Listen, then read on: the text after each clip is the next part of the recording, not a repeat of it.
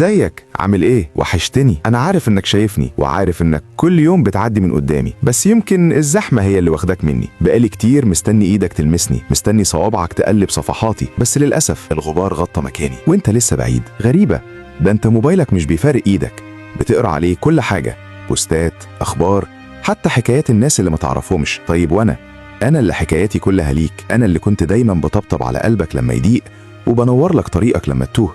ليه هجرتني؟ فاكر لما كنت بتفتحني وانت مخنوق؟ فاكر الراحة اللي كانت بتنزل على قلبك من أول آية؟ أنا لسه زي ما أنا، كلام ربنا اللي بيشفي والنور اللي ما بيطفيش. أنا مش محتاج برواز غالي تحطني فيه، ولا محتاج أكون ديكور في الصالون. أنا محتاج أكون جواك، في روحك وفي يومك. ما تخليش التراب يداري حروفي، وما تخليش المشاغل تداري نورك. أنا لسه هنا مستني تفتحني وتسمع ربك وهو بيكلمك. قوم دلوقتي، امسح التراب عني وامسح الهم عن قلبك. أنا مش مجرد كتاب، أنا صاحبك اللي مش هيسيبك، لا في الدنيا ولا في الآخرة. ما تنساش تصلي على النبي.